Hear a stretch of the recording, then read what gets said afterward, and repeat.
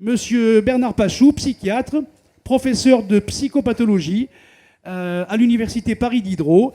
Voilà. Merci pour l'invitation.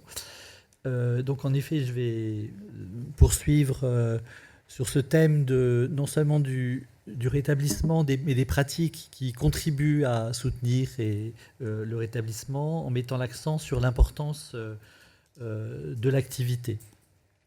Alors, pour commencer, je ne voudrais pas revenir sur la définition du rétablissement, mais simplement indiquer que cette idée de rétablissement, elle est associée à quelques transformations profondes, à des messages nouveaux qui ont, si on les prend au sérieux, pas mal d'implications. Alors il y a un certain nombre de messages, je vais en retenir deux. Premièrement, le rétablissement est possible pour la grande majorité, si ce n'est tous, des personnes vivant avec des troubles mentaux sévères.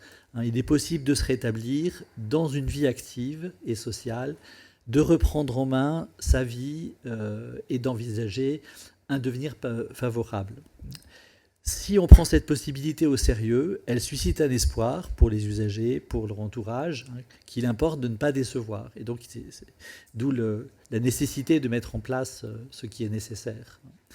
Donc cette perspective de réengagement dans une vie active et sociale doit donc, si on la prend au sérieux, si on y croit, devenir l'objectif prioritaire des pratiques de soins et d'accompagnement social, ce qui implique une réorganisation de ces pratiques. Une réorientation de ces pratiques dont l'objectif désormais est de favoriser ce réengagement dans l'activité. Le lien entre rétablissement et activité, il est extrêmement étroit puisque si on développe cette idée de rétablissement, très souvent on ajoute le rétablissement, c'est justement se réengager dans l'activité, une vie active. Donc l'activité est elle-même déjà un témoignage, une expression de ce rétablissement. Une deuxième idée innovante, même si maintenant elle commence à être connue, mais c'est l'idée que cette possibilité de rétablissement, de reprise d'activité, de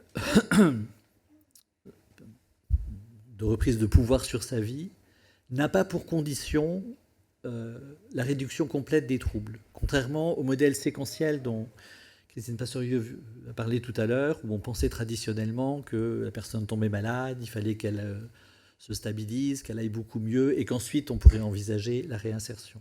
Comme l'a dit Christine, ces choses sont étroitement interdépendantes, et si on adopte le modèle séquentiel, on perd énormément de temps, et c'est assez grave de perdre du temps, parce que plus on attend, plus c'est difficile, les questions de réinsertion. Donc,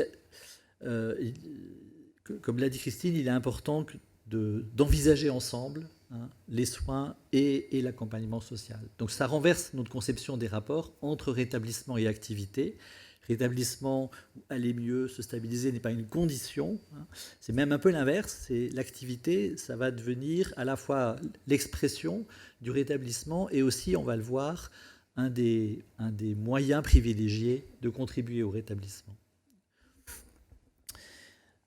Cette idée de rétablissement, c'est certes une bonne nouvelle, un espoir, mais il ne suffit pas de véhiculer cette annonce, même si c'est un premier pas. Il faut mettre en œuvre le soutien à ce processus long, non linéaire, il y a des retours en arrière, etc. Et donc ce soutien, comment l'envisager pour qu'il soit adéquat à ce projet de favoriser le rétablissement. Alors il y a beaucoup de travaux là-dessus. Je vais retenir deux idées qu'on retrouve régulièrement dans la littérature, mais c'est encore une fois, on pourrait développer plus. Premièrement, ce soutien doit respecter la visée même du rétablissement qui est de promouvoir l'autonomie, l'autodétermination. Il s'agit de se rétablir, mais vers quoi ? Vers ce que la personne souhaite, vers le style de vie qu'elle souhaite privilégier. Ça, c'est important d'être attentif à la singularité du projet de chacun, cela a déjà été dit. Donc cette pratique, elle est prioritairement guidée par l'exigence éthique de respecter et d'encourager l'autodétermination, même si cette exigence comme toute exigence éthique, elle est parfois, à pondérer, elle est parfois un petit peu complexe, ça suppose une délibération, parce que cette exigence éthique est pondérée par d'autres exigences éthiques, par exemple celle de protéger quelqu'un qui, à certains moments, peut se mettre en danger. Donc il y a effectivement une délibération, une pondération dans parfois favoriser l'autodétermination. Ça peut impliquer des prises de risques qui doivent rester mesurées, mais qu'il faut néanmoins savoir prendre si on veut progresser dans cette voie de rétablissement. Et puis, deuxièmement, ces pratiques doivent s'appuyer sur la compréhension du processus de rétablissement, dont les principaux ressorts doivent être soutenus.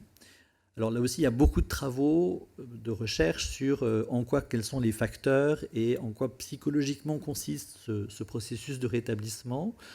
Je m'appuyais sur une idée assez simple développée par nos collègues britanniques qui sont beaucoup engagés sur la définition des pratiques orientées rétablissement. Maisler dit principalement il s'agit de soutenir les principales tâches que les personnes doivent accomplir pour se rétablir. Et ces principales tâches, de façon schématique, pour les réduire aux principales, sont les suivantes. Reconstruire une identité positive, sortir de l'identité de malade pour avoir une identité positive. Deuxièmement, acquérir l'aptitude à gérer soi-même ses troubles psychiatriques. Bien sûr, les médicaments jouent un rôle important, mais parfois ça ne suffit pas et il y a des techniques à acquérir. Il y a des façons de vivre qui peuvent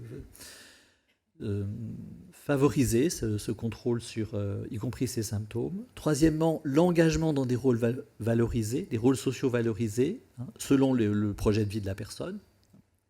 Et enfin, ça vient souvent après, dans un premier temps, quand les gens se rétablissent, ils ne veulent plus entendre parler de la maladie, mais ces collègues insistent sur le fait qu'il y a un moment, il faut quand même qu'ils reviennent sur le fait que cet accident a transformé le cours de leur vie. Il faut qu'il lui redonne un sens, ce qu'il appelle recontextualiser l'expérience de la maladie pour lui donner un sens. Or, si on considère ces principales tâches du rétablissement, on s'aperçoit que reprendre une activité, et notamment professionnelle, une activité de travail, eh bien, ça répond à ces principales tâches. Ça contribue à la reconstruction d'une identité positive. Le point 3, ça contribue à retrouver un rôle social valorisé, a fortiori si la personne a trouvé un travail qui est celui qu'elle souhaite, dans lequel elle se reconnaît. Ça aide aussi au point 2 à acquérir une aptitude à gérer soi-même ses troubles. Beaucoup de patients qui effectivement ont une activité qui les tient, qui leur convient, sur laquelle ils se concentrent, reconnaissent que quand ils sont en activité, concentrés sur leurs tâches, ils sont moins gênés par des symptômes comme les hallucinations résiduelles, etc. Donc l'activité peut aider à mieux gérer ces symptômes. Alors c'est moins pertinent pour le dernier point, encore que le fait d'avoir retrouvé un emploi, d'avoir ce sentiment de se réinstaller dans la société, ça permet de reconsidérer rétrospectivement, peut-être avec plus de sérénité, l'accident qui a altéré le parcours. Donc, il y a une littérature importante sur ces liens entre activité. Alors, je parle d'activité et d'activité de travail. Je pense, ce qui est important, c'est l'activité. C'est encore mieux d'avoir une activité rémunérée, donc un emploi, mais néanmoins, c'est important, puisque chaque personne doit définir son projet de vie.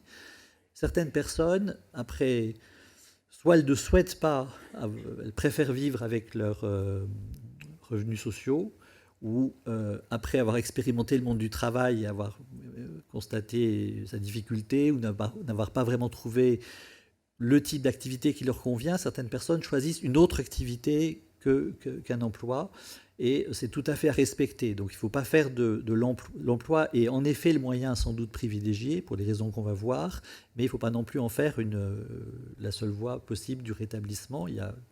Ça reste le choix de la personne. Alors, pourquoi il contribue au rétablissement ? D'abord parce que on pourrait dire banalement, dans les représentations sociales, le fait de reprendre le travail après une maladie grave, c'est tout simplement le signe de la restauration, d'un bon état de santé, en tout cas suffisant pour reprendre ses activités, retrouver ses responsabilités, donc après l'interruption imposée par la maladie. Et c'est encore plus vrai pour les maladies désocialisantes, comme celles qui nous concernent. Enfin, l'accès et le retour à l'emploi sont souvent vécus comme un marqueur de normalité sociale, et même de normalité au sens d'un retour à la normale après la maladie, de restauration du sentiment d'appartenance au groupe social, lié au fait de faire comme tout le monde le matin, de se lever pour aller travailler avec les mêmes rythmes sociaux.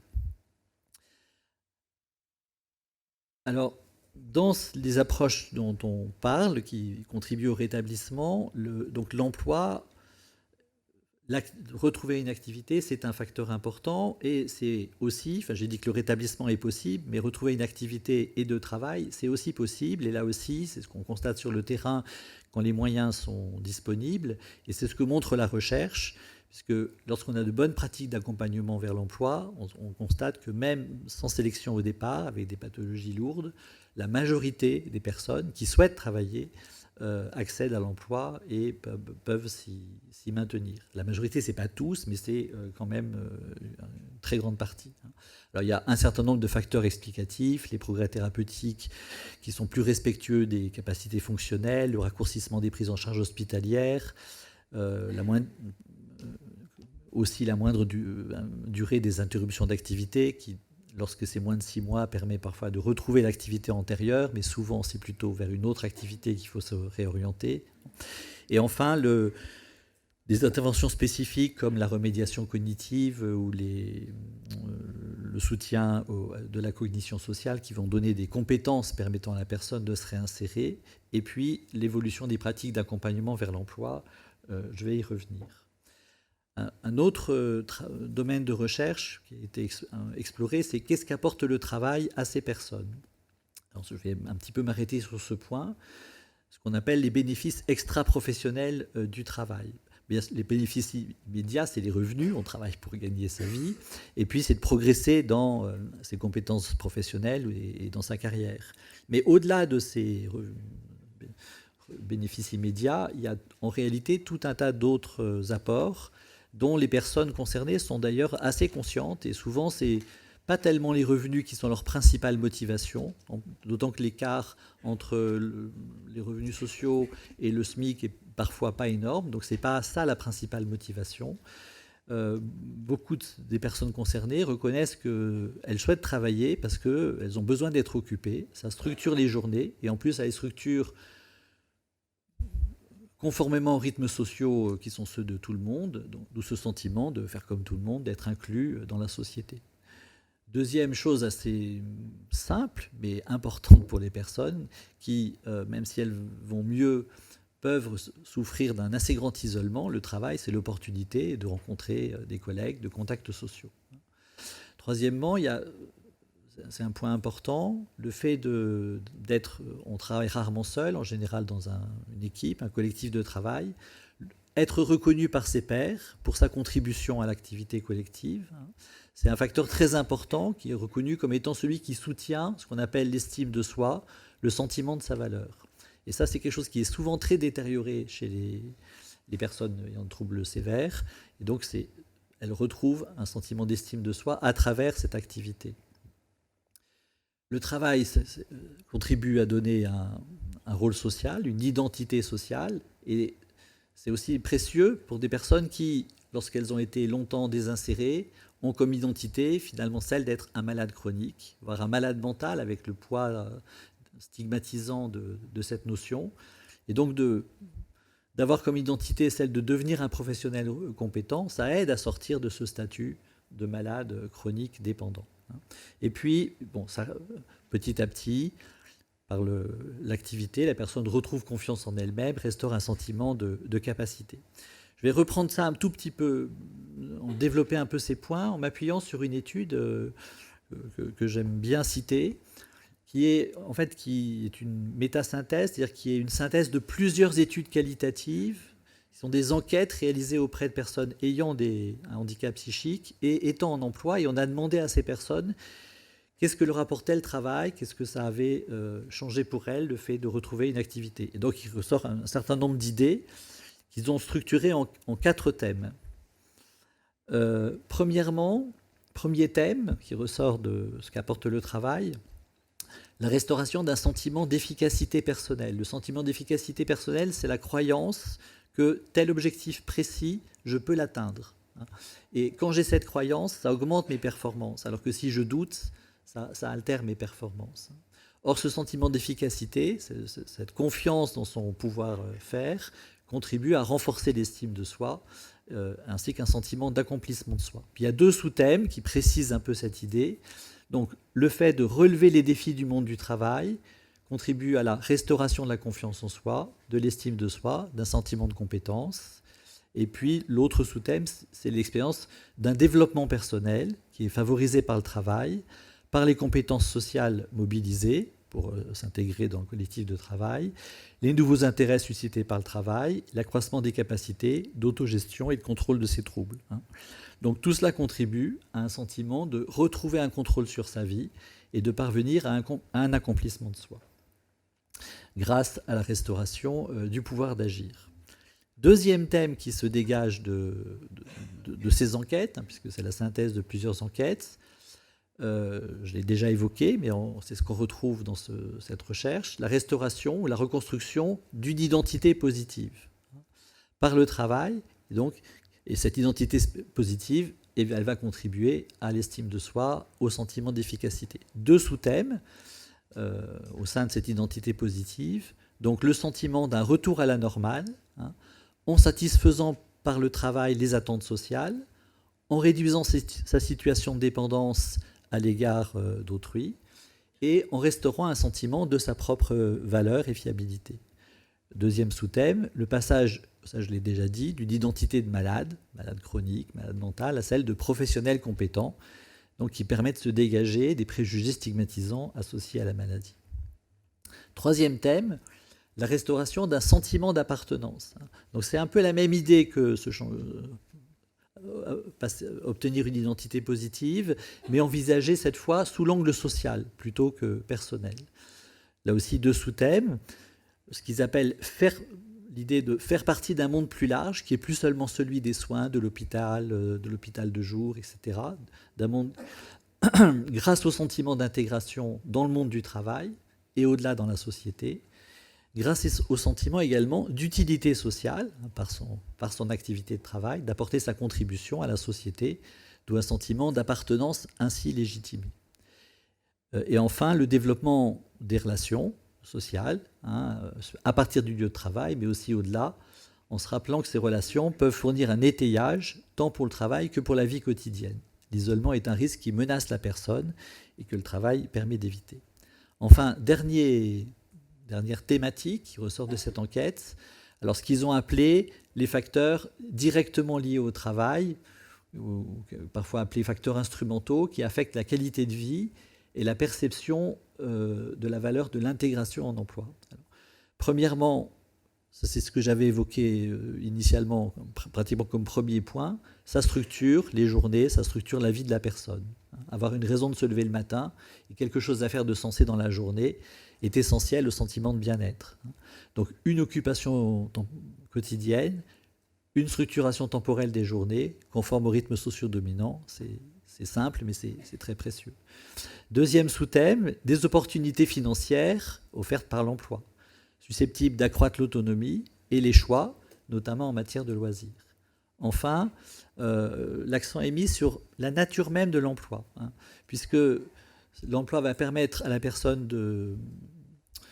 d'acquérir un sentiment de sa valeur. C'est important d'éviter des emplois qui sont trop sous-qualifiés par rapport aux compétences des personnes. C'est un point de vigilance. Alors, pour terminer sur ces facteurs liés à l'emploi, il faut aussi évoquer que pas mal de recherches indiquent que la majorité, pas tous, mais la majorité des personnes souhaitent ou rêvent de travailler. Et des personnes en situation de handicap psychique souhaitent de travailler. Et quand elles hésitent ou sur l'intérêt du travail, il y a plusieurs, c'est souvent pour les mêmes des raisons. Soit elles doutent de leurs capacités, à tort, mais ça fait tellement longtemps qu'elles n'ont pas eu l'occasion de les vérifier elles craignent de ne plus être en capacité de travailler. Elles ont intégré des préjugés stigmatisants qui peuvent faire obstacle. L'idée est fausse qu'avec un diagnostic de schizophrénie, on ne peut pas travailler. L'idée est très répandue, y compris chez certains soignants. L'idée est parfaitement fausse, puisque la recherche et la pratique montrent que la majorité, y compris des schizophrènes, peuvent travailler en milieu ordinaire. S'ils sont bien accompagnés, c'est toujours la condition essentielle. Enfin, alors ça c'est une vraie raison et auquel il faut être attentif, c'est tout à fait rationnel.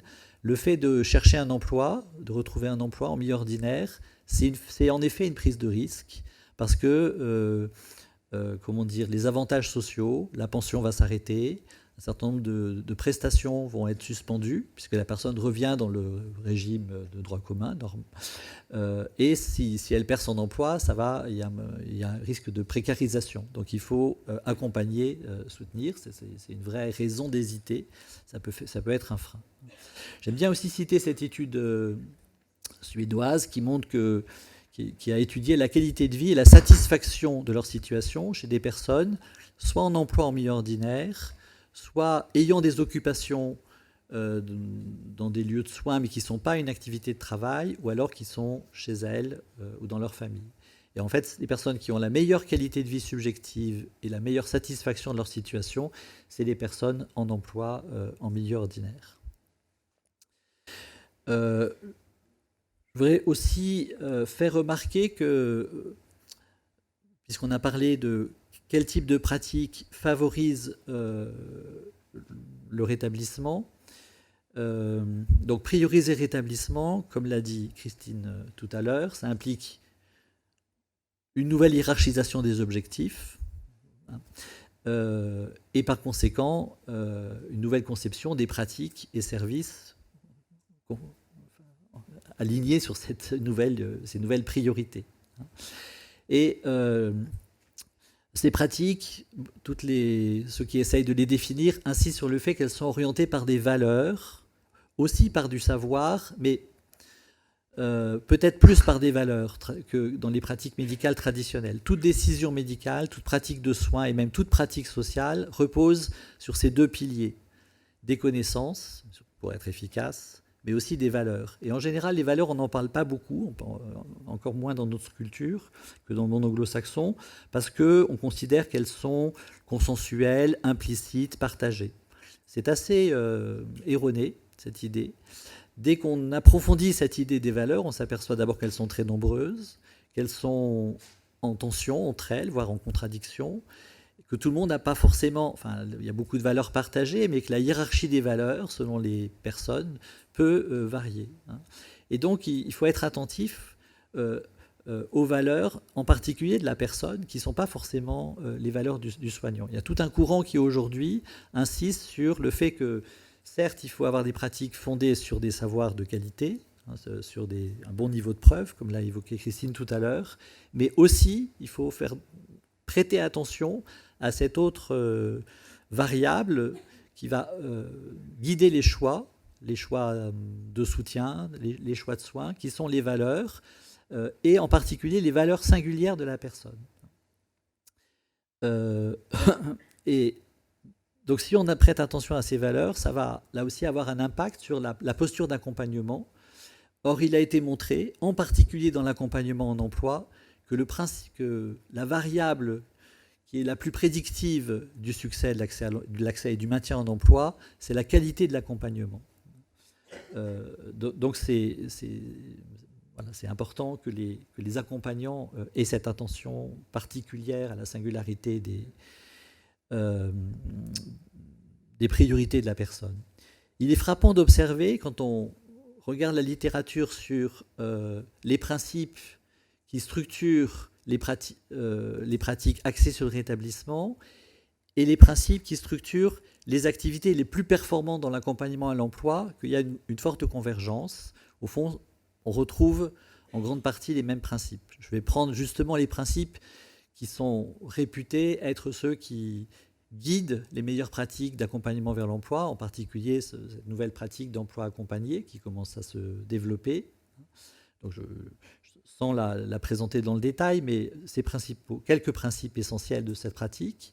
L'accès à ces dispositifs d'emploi accompagné n'est pas conditionné par la rémission complète du trouble ou par l'employabilité, en vertu d'un principe qui guide cette pratique dans son esprit, dans sa conception initiale, qui est ce que les anglo-saxons appellent zero exclusion. On prend tout le monde, tous ceux qui souhaitent travailler, en principe, alors c'est pas toujours possible, mais en principe, ils ont le droit d'essayer, on les prend. Deuxièmement, l'objectif d'insertion en milieu ordinaire de travail, pas seulement en milieu protégé, ou plutôt qu'en milieu protégé, répond à l'exigence de prioriser l'inclusion sociale. L'attention portée aux attentes et préférences de la personne en matière d'activité, donc traduit l'exigence de promouvoir l'autodétermination. J'ai dit que c'était un des grands principes du rétablissement, et le respect du projet de la personne. Ensuite, l'accompagnement est personnalisé, adapté à la singularité de la personne, de ses besoins, de son projet. C'est du sur-mesure, et ce n'est pas des dispositifs les gens ne doivent pas s'adapter à des dispositifs qui valent pour tous. C'est l'inverse, c'est un accompagnement personnalisé qui s'accompagne à la singularité de la personne, de son projet. Enfin, l'accompagnement est continu, sans limite dans la durée, ce qui traduit l'engagement professionnel dans la relation d'aide, et atteste à nouveau d'une pratique adaptée aux besoins de sécuriser le parcours professionnel de ces personnes. Voilà, j'ai presque épuisé mon temps, mais je voudrais juste, pour terminer, revenir sur cette notion d'activité pour montrer qu'elle...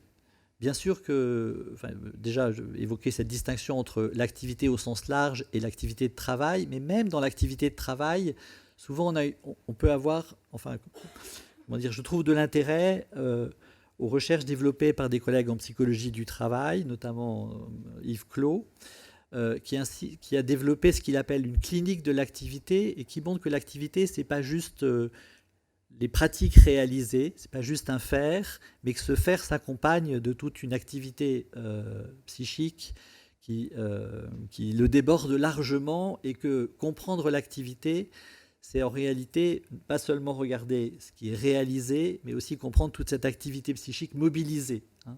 Et il insiste sur le fait que cette notion d'activité, ça lui permet de réunir les deux grands courants qui sont actuellement importants dans la psychologie du travail, l'ergonomie qui, elle, se focalise sur l'activité réalisée, et la psychopathologie du travail qui, elle, s'est plutôt focalisée sur les versants subjectifs. Alors je passe sur il y a tout un arrière-plan théorique assez important, assez décisif, qui vient de la tradition de psychologie russe de Vygotsky. Je vais citer Clos. Il dit « Pour l'ergonomie, l'activité est essentiellement ce qui se fait, ce qu'il faut décrire, alors qu'il m'apparaissait toujours plus que ce que les travailleurs ne peuvent pas faire, ce qu'on leur interdit ou ce qu'ils s'interdisent de faire, est paradoxalement au cœur de leur activité psychique, même au travail, de leur activité psychique et collective. D'où cette conceptualisation de ce qu'il appelle l'activité empêchée ou ravalée, qui permet de rapatrier la subjectivité dans le champ de l'activité. Et, alors ça c'est un petit peu latéral, mais une des thèses développées par cette approche, et par Yves Clos, c'est l'idée que beaucoup de la souffrance au travail est liée à cette activité empêchée. D'où il propose de faire cette différence entre le réalisé dans la tâche de travail et ce qu'il appelle le réel de l'activité, qui comprend justement ce qui n'a pas été réalisé. L'impossible non réalisé est psychologiquement très réel pour les travailleurs. C'est pas juste... Bon.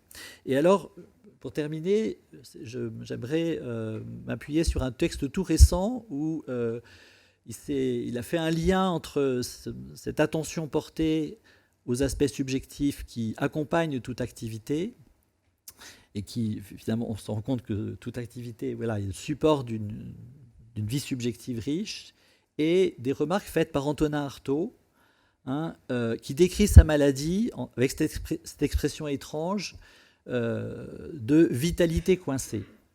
Et alors, Yves Clos commente en disant « Cette vitalité coincée, c'est vraiment ce que j'ai rencontré, toute proportion gardée, dans la clinique de terrain en milieu professionnel. C'est l'activité empêchée. Le plus dur pour les gens dans les situations professionnelles, c'est pas tellement ce qu'ils font, c'est surtout ce qu'ils ne peuvent pas faire. Je me suis amusé à dire qu'il y a 2 types de fatigue, la bonne et la mauvaise. La bonne, qui consiste à faire des choses avec beaucoup d'efforts, mais comme on touche au but, on se repose et on se remet bien. Et il y a la mauvaise fatigue de tout ce qu'on ne fait pas, ou de tout ce qu'on ne fait pas de tout ce qu'on fait en sachant qu'il faudra le refaire, parce que c'est pas bien fait, de tout ce qu'on peut appeler le travail ni fait ni à faire, ce qui n'est pas réalisé est pourtant très réel. On est alors du côté de l'activité qu'il appelle empêchée, avortée, contrariée. Or, toutes ces activités psychiques contrariées sont celles qu'on n'a pas réussi à faire et, comme il dit, qu'on ramène à la maison, qu'on garde sur l'estomac. Et alors, juste pour terminer sur ce point, Antonin Artaud, dans sa correspondance avec Jacques Rivière, qui était son éditeur à la NRF, développe l'idée, qui est d'ailleurs qui intéresse Clos, parce que lui s'appuie sur Canguilhem, qui développe la même conception de la santé. Enfin, il formule ça autrement, mais c'est un peu la même idée.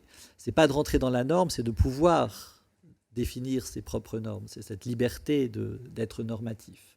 La santé, pour Artaud, c'est la création, la possibilité de régénérer le langage, le corps, il dit même l'anatomie.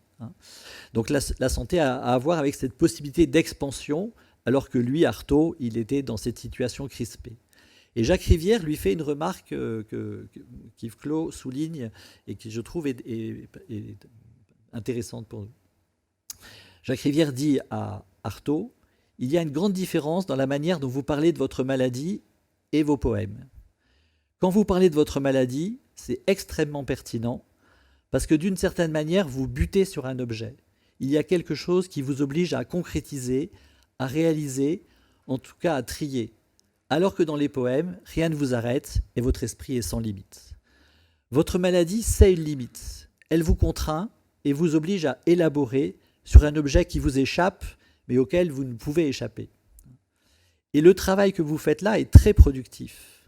Tandis que dans la poésie, vous vous laissez aller à un esprit qui tourbillonne. Vous êtes meilleur quand vous parlez de votre maladie plutôt que des poèmes. » Et il termine, c'est un peu plus loin, ou dans une autre lettre, il dit « L'esprit est fragile. » C'est toujours Jacques Rivière qui écrit à Artaud. « L'esprit est fragile en ceci qu'il a besoin d'obstacles. Et ce qui vous afflige n'a pas d'autre cause que la trop grande liberté que vous lui laissez. C'est l'absolu qui détraque. Pour se tendre, l'esprit a besoin d'une borne et que vienne sur son chemin la bienheureuse opacité de l'expérience. Le seul remède à la folie, c'est l'innocence des faits. Si par pensée on entend création, comme vous semblez le faire souvent, il faut à tout prix qu'elle soit relative.